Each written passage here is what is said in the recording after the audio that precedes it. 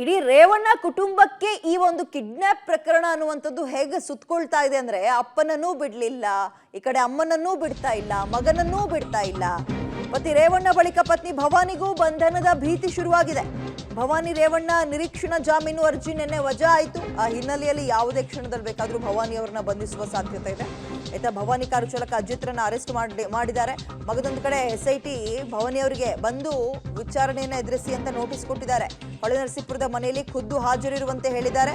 ಬೆಳಗ್ಗೆ 10 ಗಂಟೆಯಿಂದ ಸಂಜೆ 5 ಗಂಟೆ ಒಳಗೆ ಎಷ್ಟೊತ್ತಲ್ಲಾದರೂ ಒಂದ್ಸಲ ಟೀಮ್ ಅಲ್ಲಿಗೆ ಹೋಗಿ ಭೇಟಿ ಕೊಡ್ಬೋದು.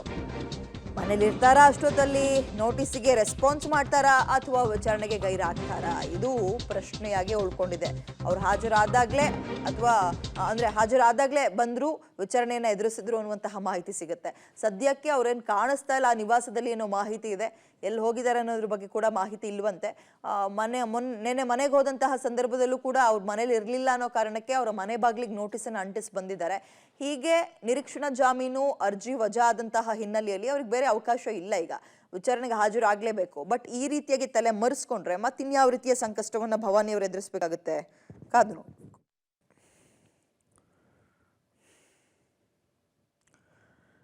ಹೆಚ್ಚಿನ ಡೀಟೇಲ್ಸ್ ನಮ್ಮ ಪ್ರತಿನಿಧಿ ಶಶಿಧರ್ ನೀಡ್ತಾರೆ. ಶಶಿಧರ್, ಈಗ ಪ್ರಜ್ವಲ್ ಅವ್ರ ಮೇಲೆ ದಾಖಲಾಗಿರುವ 3 ರೇಪ್ ಕೇಸ್ಗಳು ಮತ್ತೊಂದು ಲೈಂಗಿಕ ದೌರ್ಜನ್ಯ ಕೇಸ್, ಇದೆಲ್ಲದ್ರಲ್ಲೂ ಬಹಳ ತುಂಬಾ ತುಂಬಾ ತುಂಬಾ ರೇವಣ್ಣ ಅವರ ಫ್ಯಾಮಿಲಿನ ಸಂಕಷ್ಟಕ್ಕೆ ತಳ್ತಾ ಇರುವಂತದ್ದು ಅಂದ್ರೆ ಈ ಕಿಡ್ನಾಪ್ ಪ್ರಕರಣ. ಸೊ ಭವಾನಿ ಅವ್ರಿಗೆ ಇದು ಯಾವ ರೀತಿಯ ಗುರುಳ ಆಗಿರ್ಬೋದು? ಇವತ್ತೇನೋ ಅಲ್ಲಿಗೆ ಬಂದು ವಿಚಾರಣೆನ ಎದುರಿಸಿ ಅಂತ SIT ನೋಟಿಸ್ ಕೊಟ್ಟಿದೆಯಂತೆ. ಭವಾನಿ ಅವರು ಇದಾರಾ ಅಥವಾ ಬೇರೆ ಕಡೆ ಎಲ್ಲಾದ್ರೂ ಹೋಗಿದಾರಾ? ಡೀಟೇಲ್ಸ್ ಏನಿದೆ? ಎಷ್ಟು ಗಂಟೆಗೆ ಬರ್ಬೋದು ಅಧಿಕಾರಿಗಳು? ಮಾಹಿತಿ ಏನಿದೆ? ವಿದ್ಯಾ, ಏನು KR ನಗರದ ಸಂತ್ರಸ್ತೆ ಅಪಹರಣ ಪ್ರಕರಣದಲ್ಲಿ ಭವಾನಿ ರೇವಣ್ಣ ಅವರಿಗೆ ಈಗ ಬಂಧನದ ಭೀತಿ ಎದುರಾಗಿರ್ತಕ್ಕಂಥದ್ದು. ಈಗಾಗಲೇ ಅವರಿಗೆ ವಿಚಾರಣೆಗೆ ಹಾಜರಾಗಬೇಕು ಅಂತೇಳಿ SIT ನೋಟಿಸನ್ನು ನೀಡಿದೆ. ಈಗ ದೃಶ್ಯದಲ್ಲಿ ಗಮನಿಸಬಹುದು, ಇದೇ ಒಳನರಸೀಪುರದಲ್ಲಿರ್ತಕ್ಕಂತಹ ಚನ್ನಾಂಬಿಕ ನಿವಾಸ. ಈ ನಿವಾಸಕ್ಕೆ SIT ಅಧಿಕಾರಿಗಳು ಸ್ಥಳೀಯ ಸಬ್ ಇನ್ಸ್ಪೆಕ್ಟರ್ ಮೂಲಕ ನೋಟಿಸನ್ನು ಕಳಿಸ್ತಾರೆ. ಆದರೆ ಮನೆಯಲ್ಲಿ ಯಾರೂ ಇಲ್ಲದ ಕಾರಣ ನೋಟಿಸನ್ನು ಮನೆಯ ಬಾಗಿಲಿಗೆ ಅಂಟಿಸಿ ತಳ್ಳಿರ್ತಾರೆ. ಇಂದು ಬೆಳಗ್ಗೆ 10 ರಿಂದ 5 ಗಂಟೆ ಒಳಗೆ SIT ಅಧಿಕಾರಿಗಳು ಮಹಿಳಾ ಅಧಿಕಾರಿಗಳ ಜೊತೆ ಬರ್ತಾರೆ. ಆ ಸಂದರ್ಭದಲ್ಲಿ ನೀವು ಖುದ್ದು ಹಾಜರಿದ್ದು KR ನಗರ ಸಂತ್ರಸ್ತ ಪ್ರಕರಣ ಏನು ಅಪಹರಣ ಇದೆ ಅದಕ್ಕೆ ಖುದ್ದು ವಿಚಾರಣೆಗೆ ಒಳಪಡಬೇಕು ಅಂತ ನೋಟಿಸನ್ನು ಅಂಟಿಸಿದ್ರೆ, ಅದೇ ಸದ್ಯ ಭವಾನಿ ರೇವಣ್ಣವರು ಒಳನರಸೀಪುರದ ಚನ್ನಾಂಬಿಕ ನಿವಾಸದಲ್ಲಿ ಇಲ್ಲ. ಕಳೆದ 15-20 ದಿನಗಳಿಂದ ಅವರು ಯಾರ ಸಂಪರ್ಕಕ್ಕೂ ಸಹ ಸಿಗ್ತಾ ಇಲ್ಲ. ಹಾಗಾಗಿ ಅವರು ಎಲ್ಲಿದ್ದಾರೆ ಅನ್ನೋದು ಹುಡುಕಾಟದಲ್ಲಿ SIT ತಂಡ ತೊಡಗಿದೆ. ಅಲ್ಲದೆ ಏನು ನೋಟಿಸ್ ಪ್ರಕಾರ ಇಂದು 10 ರಿಂದ 5 ಗಂಟೆ ಒಳಗೆ ಯಾವಾಗಲಾದರೂ ಸಹ SIT ತಂಡ ಇಲ್ಲಿಗೆ ಆಗಮಿಸುತ್ತೆ.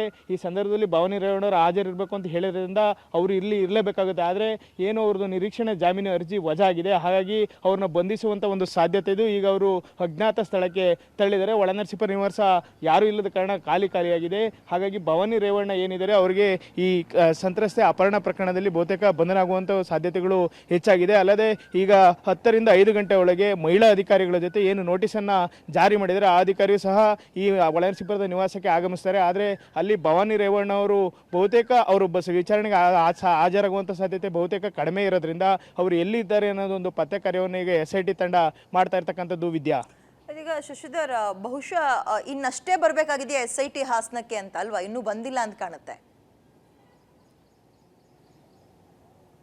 ಹೌದು ವಿದ್ಯಾ, ಅವರೇನು ಬೆಳಗ್ಗೆ 10 ರಿಂದ 5 ಗಂಟೆ ಒಳಗೆ ಯಾವ ಸಂದರ್ಭದಲ್ಲಾದರೂ ನಾವು ಒಳನರಸೀಪುರದ ಚನ್ನಾಂಬಿಕಾ ನಿವಾಸಕ್ಕೆ ಬರ್ತೀವಿ ಅಂತ ಹೇಳಿದ್ರೆ, ಇದಕ್ಕೆ ಹೇಳಲಿಕ್ಕೆ ಪ್ರಮುಖ ಕಾರಣ ಏನಂದರೆ ಈ ಸಂತ್ರಸ್ತೆ ಅಪಹರಣ ಪ್ರಕರಣದ ಕೇಳಿ ಬಂದ ತಕ್ಷಣ ಭವಾನಿ ರೇವಣ್ಣ ಅವರೇ ಮೇ 15ರಂದು SITಗೆ ಒಂದು ಪತ್ರವನ್ನು ಬರೀತಾರೆ. ಆ ಪತ್ರದಲ್ಲಿ ನೀವು ನನ್ನ ವಿಚಾರಣೆಗೆ ಒಳಪಡಿಸಿದರೆ ನಾನು ವಿಚಾರಣೆಗೆ ಒಳಪಡಲು ಸಿದ್ಧನೇ ಇದ್ದೇನೆ, ಒಳನರಸೀಪುರ ಚನ್ನಾಂಬಿಕಾ ನಿವಾಸಕ್ಕೆ ಬಂದು ನನ್ನ ವಿಚಾರಣೆಯನ್ನು ಮಾಡಿಸುವಂತ ಅವರೇ ಖುದ್ದು ಲೆಟರ್ ಬರೆದಿರ್ತಾರೆ. ಅದಾದ ಬಳಿಕ ಅವರು ಈ ಅಜ್ಞಾತ ಸ್ಥಳಕ್ಕೆ ತೆರಳುತ್ತಾರೆ. SIT ಒಂದು ನೋಟಿಸನ್ನು ಜಾರಿ ಮಾಡುತ್ತೆ. ನೀವೇನು ವಿಳಾಸ ಕೊಟ್ಟಿದ್ದೀರೋ ಅದೇ ವಿಳಾಸಕ್ಕೆ ನಾವು ಬರ್ತೀವಿ, ಆ ವಿಳಾಸದಲ್ಲಿ ನೀವು ಹಾಜರಿರಬೇಕು ಅಂತ ಹೇಳಿ ನೋಟಿಸನ್ನು ಕೊಟ್ಟಿದೆ. ಆದರೆ ಇದೀಗ ಭವಾನಿ ರೇವಣ್ಣ ನಿರೀಕ್ಷಣಾ ಜಾಮೀನು ಅರ್ಜಿಯೂ ಸಹ ವಜಾ ಆಗಿದೆ. ಹಾಗಾಗಿ ಅವರಿಗೆ ಬಂಧನ ಭೀತಿ ಇರೋದ್ರಿಂದ ಅವರು ಅಜ್ಞಾತ ಸ್ಥಳಕ್ಕೆ ತೆರಳಿರ್ತಕ್ಕಂಥದ್ದು. ವಿದ್ಯಾ, ಓಕೆ, ಥ್ಯಾಂಕ್ ಯು ತಮ್ಮ ಡೀಟೇಲ್ಸ್ಗೆ.